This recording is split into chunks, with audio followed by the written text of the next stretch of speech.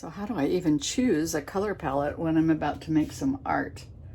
Well, when I'm painting with oils or acrylics and doing something kind of large or involved or something that means a lot to me, or I have a lot of expression to express, I have a tendency to throw my entire heart and soul into that piece, and that means every color under the sun. And that works out okay some of the time. Works out really well some of the time. I'll show you one more and then we'll go on.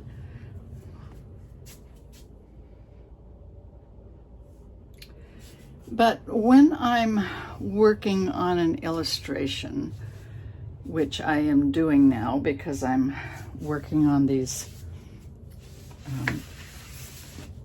drawings for the book or posters, I'm not quite sure yet, about perfect rhymes for young cat lovers.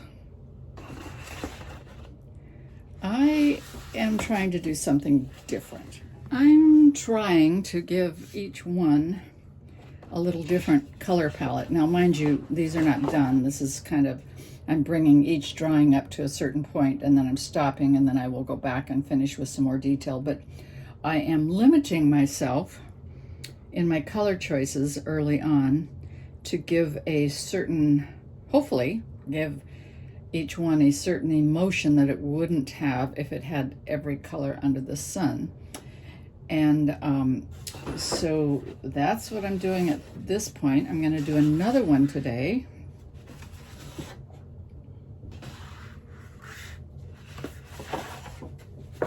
I have 12 to do in total. Where is the one that I'm doing today? So this is the one that I am going to work on today.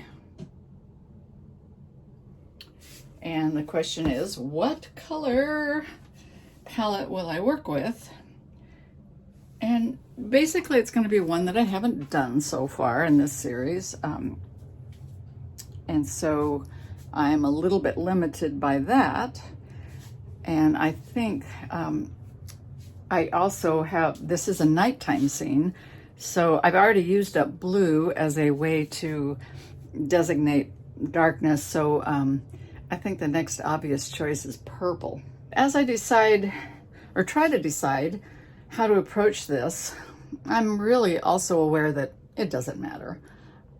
I'm all about having fun with my art, and if for some reason I put down some ridiculous color scheme that just really doesn't work, I'll just redo the drawing. But art, for me, particularly at this ripe old age of way over 70, I am having fun experimenting with different approaches to different things and seeing what will happen differently.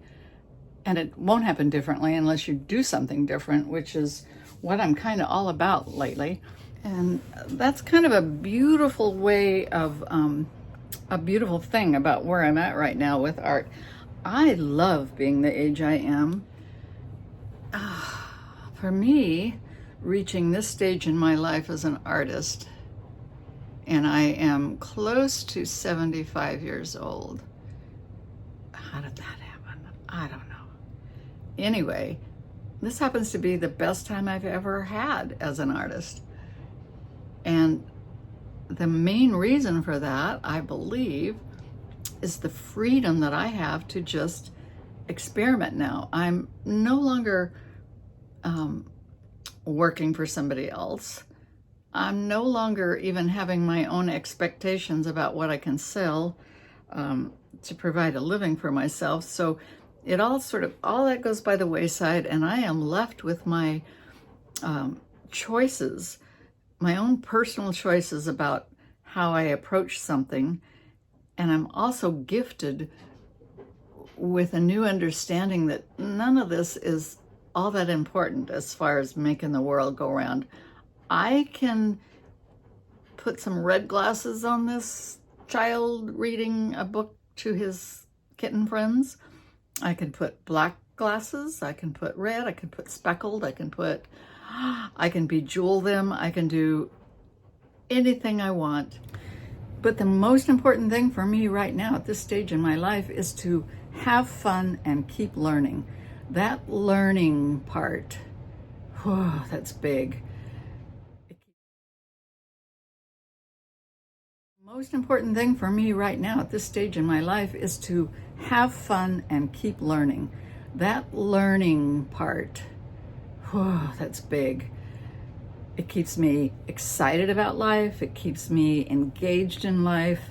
It keeps me discovering things about life that I then in turn want to share, which keeps me on YouTube.